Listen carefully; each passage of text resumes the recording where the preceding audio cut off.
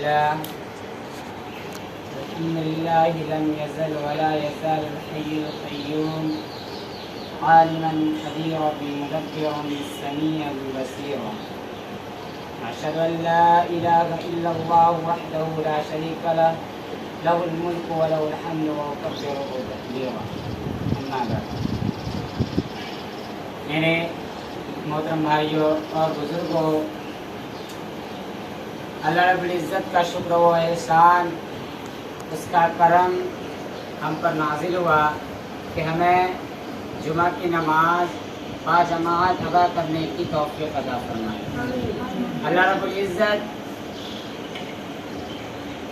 وہ خالق کائنات ہے، وہ اشرف المخلوقات ہے کہ جن میں سے اللہ رب العزت نے ہم کو اشرف المخلوقات میں چنا اور ہمیں بہترین زندگی عطا کی۔ نمونے کے طور پر، آئیڈیل کے طور پر محمد صلی اللہ علیہ وسلم کو اپنا زندگی میں اپنا مقصد چننے کے لیے کہا۔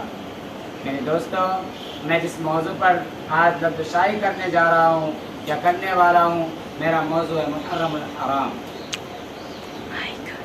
آج کل دنیا میں یہ بدعت بن چکی ہے۔ محرم کے نام سن کر، محرم کے مہینہ شروع ہونے سے پہلے ہی لوگوں کے دل میں یہ خیال آ جاتا ہے، لوگوں کے دل میں یہ جذبہ آ جاتی ہے کہ وہ اپنے گھروں کے اندر ناچ گانے بجانا، ڈھولک صحیح کرنا اور ڈھولک بجانا، نشانہ دیکھنا، تعزیہ بنانا لوگوں کے اندر یہ آئیڈیا کے طور پر آ جاتا ہے محرم کے مہینے کے نام سنتے ہی۔ میرے دوستو، محرم کا اصل مقصد، محرم کا اصل دستور تعزیہ بنانا نہیں، ڈھولک بجانا نہیں، نشانہ دیکھنا نہیں، تعزیہ میں کسی طرح کا پیسہ فضول خرچ نہیں کرنا، لیکن محرم الحرام کا جو اصل مقصد ہے، محرم الحرام کو اللہ رب العزت نے جس لیے اس مہینے کو بنایا ہے، اس مہینے کو یہ متعین کیا گیا ہے، وہ رمضان کے بعد سب سے افضل مہینہ محرم الحرام۔ اللہ رب العزت نے کہا ہے اگر رمضان کے بعد کوئی مہینہ افضل تمہیں نظر آتا ہو، کسی مہینے میں تم روزہ رکھنا چاہتے ہو، تو وہ محرم الحرام کا مہینہ ہے، اس میں تم روزہ رکھو۔ رمضان کے بعد سب سے افضل مہینہ، نفلی روزوں میں سب سے افضل مہینہ کا روزہ محرم الحرام کا مہینہ کا روزہ۔ آج ہمارے گھر کا شریعت یہ بن چکا ہے کہ محرم الحرام کا 10ویں تاریخ کو اکثر گھروں میں اچھے پکوان بنائے جاتے ہیں، اچھے کھانے بنائے جاتے ہیں، ڈھولک بجائی جاتی ہے، باضابطہ بچے کو پیسے دے کر میلہ دکھوایا جاتا ہے۔ نہیں،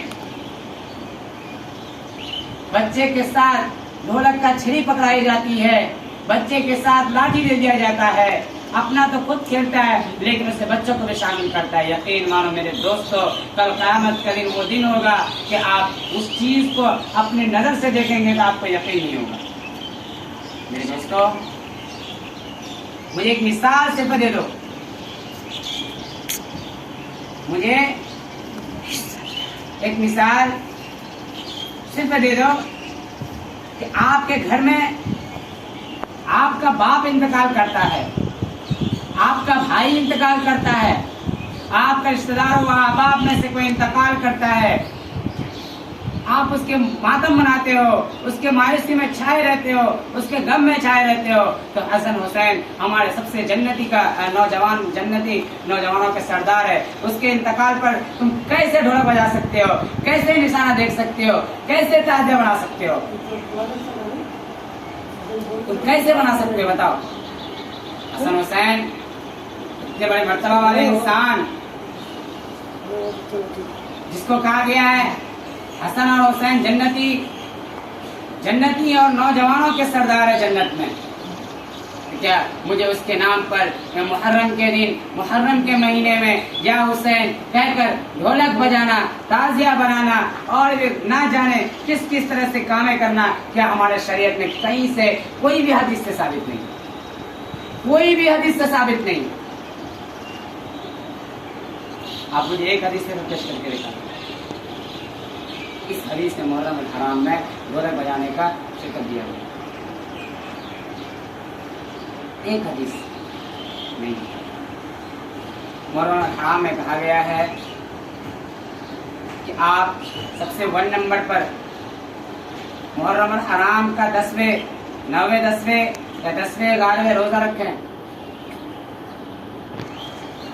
اور دوسرا نمبر پہ کہا گیا ہے محرم الحرام کے مہینے میں 10ویں تاریخ کو بھی یا محرم الحرام کے مہینے سے شروع ہوتے ہی اپنے گھروں میں اضافہ کر دیں, اپنے گھروں میں خیر و برکت کر دیں, اپنے گھروں میں پیسہ لگائیں, زیادہ سے زیادہ اچھے سے اچھے کھانا کھائیں. لیکن یہ مت سوچیں, یہ اپنا نیت نہ بنائیں, یہ اپنا پیشہ نہ بنائیں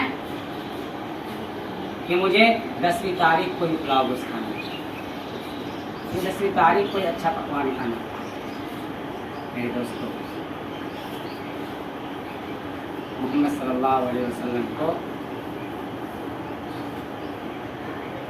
یہ سب چیزوں سے بہت ارے انہوں نے اتنا تو سوچا ہی نہیں تھا کہ حسن اور حسین کے انتقال پر یہ لوگ اتنا خوشی منائیں گے.